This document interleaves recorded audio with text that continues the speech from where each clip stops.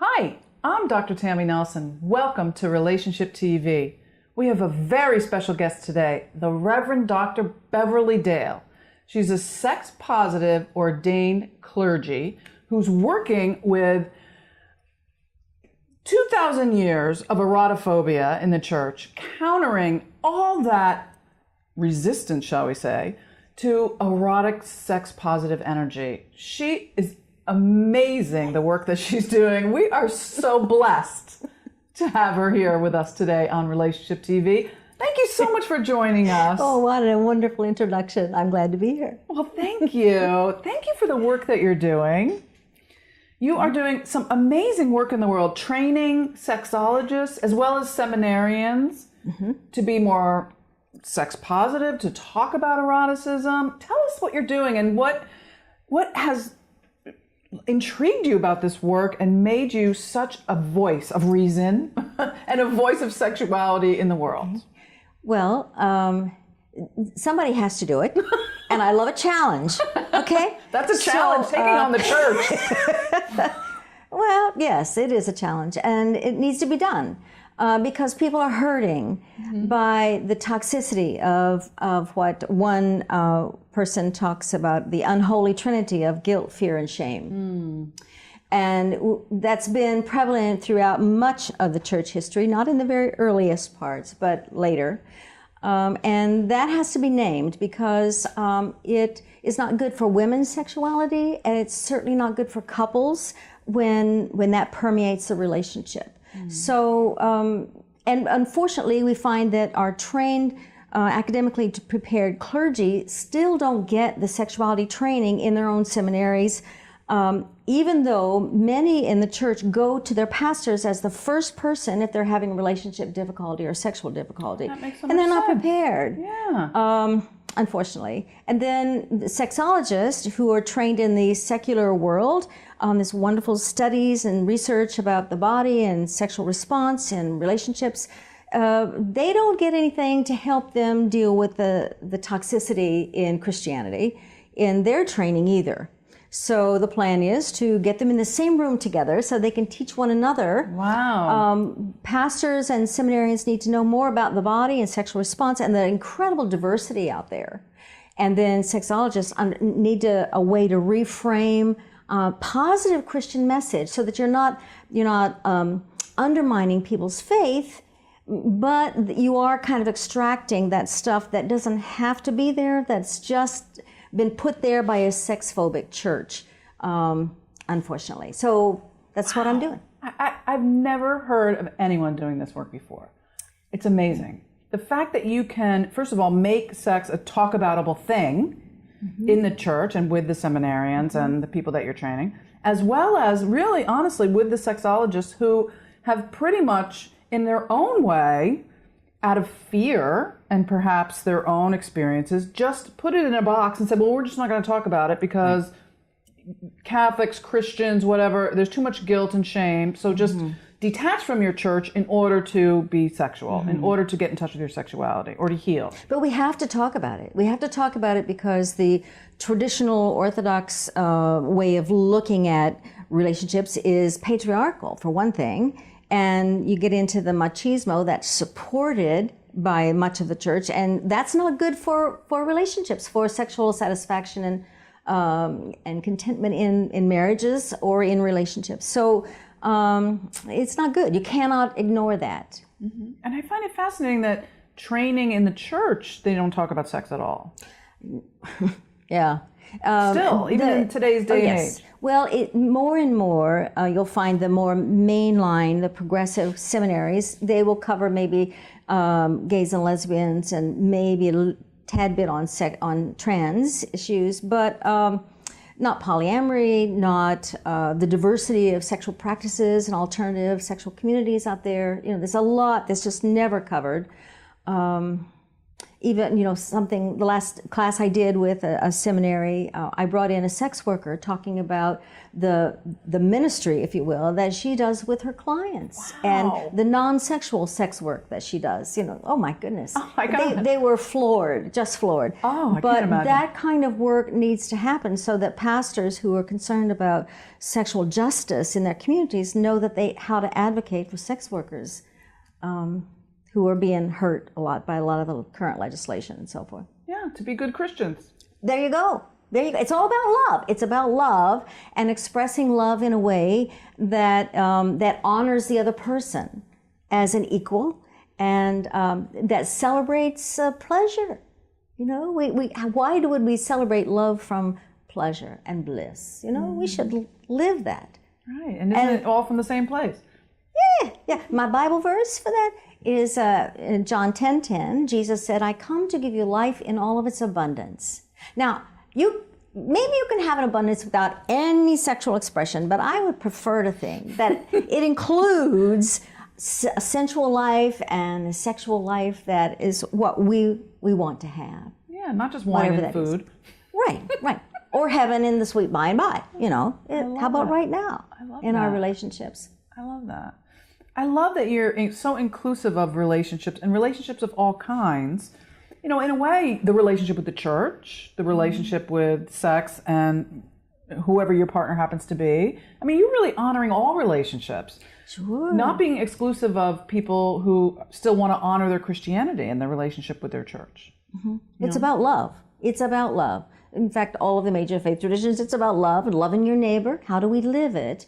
And so exclusivity and judgment and putting down the boundaries and the barriers and naming certain things a sin, well, that's contrary to what love does. Love frees people to be who they're created to be in God's eyes. So that's what I'm about, and that was what Jesus was about. So I think I'm following in pretty good footsteps.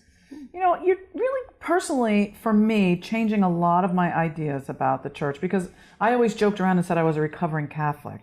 Because my mother got divorced when I was young, and they let my father go back to the church, but not her, because that was way back then. I won't even tell you how long ago that was. Okay. So my mother was very hurt by that, because she was probably much more religious than my father. Yeah. But that's the sort of sentiment that I grew up with, and I think a lot of people in my, my age group felt similar feelings and had similar wounding experiences. Yeah. And you're kind of changing that voice for us.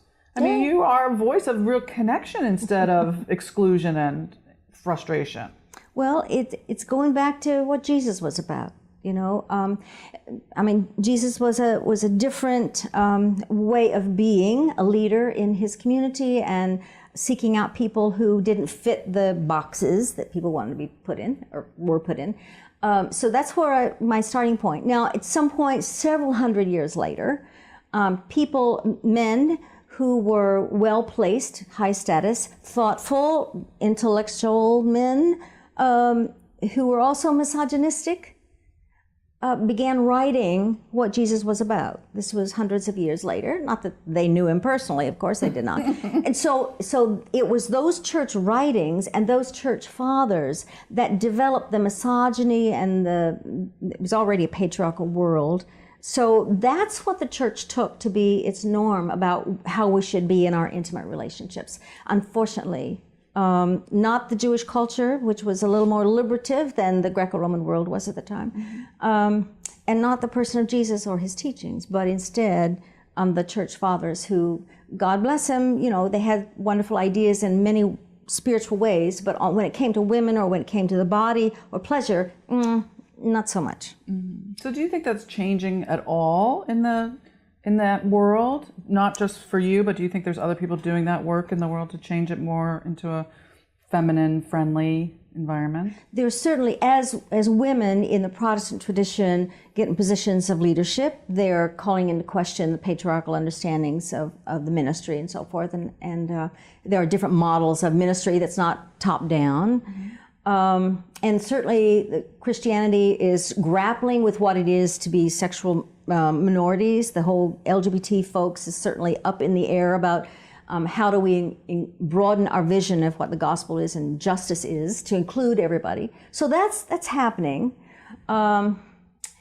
taking on pleasure and taking on sexual freedom, not so much. Not so much, because the church doesn't have a good understanding of the difference between pleasure and hedonism. It's kind of lumped together. Yeah. And so what I think the church needs to be doing is stop with all the rule-based stuff and don't do this, don't do that, but instead let's talk about the bigger picture.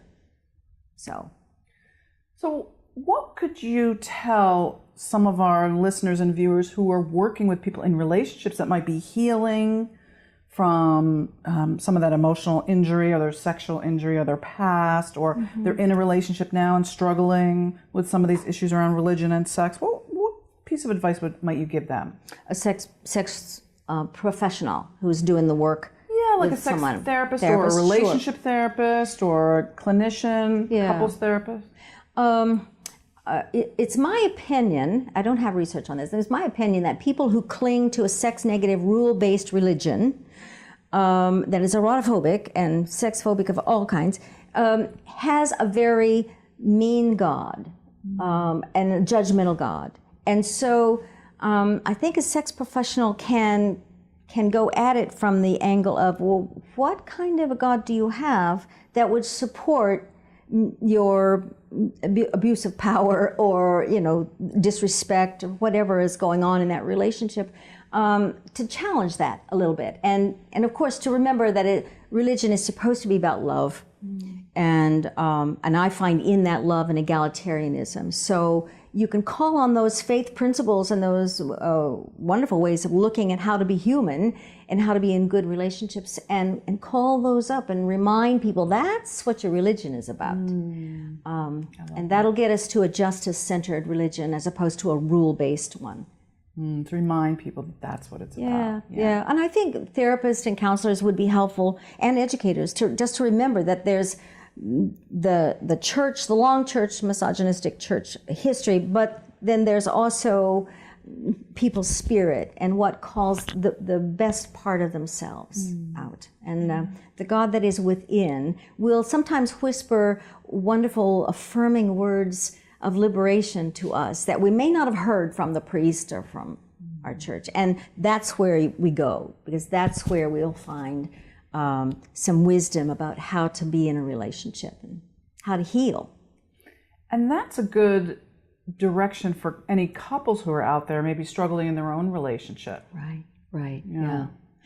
One of the things that I would encourage those couples is to find pleasure, sensual pleasure together, and celebrate it and savor it, because that's the human experience that makes our heart bigger.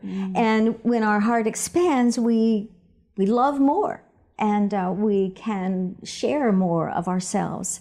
So I think the key for couples is to make time for that savoring of the pleasure together.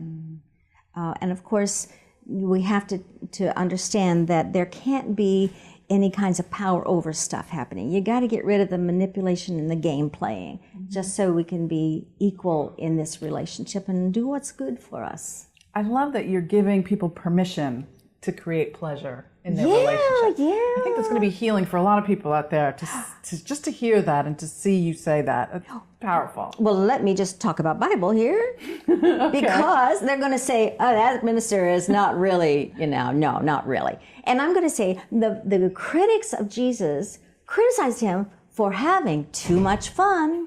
He was he had too much wine and went to too many parties with the wrong kinds of people. So yeah, I think we have a model here of embracing life and all of its sensual pleasure and going with it. Be like Jesus. Absolutely. So, Dr. Beverly, yes, what is one quick tip for couples you could leave us with? Well, there is the Bible verse in Genesis where they were go into the world and have dominion and to make babies, basically, but procreate. But I always like to say, go into your world and make love. I think that's a wonderful thing to do. That's a wonderful quick tip for today. I can't think of a better one.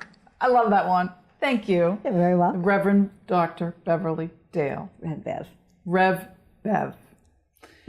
Thank you so much for joining us today on Relationship TV. You are brilliant, and my heart is full. Oh, good. Thank you. Thank you for joining us today on Relationship TV. It's been a very, very special episode today. This is Dr. Tammy Nelson for Relationship TV, where we put your relationship first to make love last.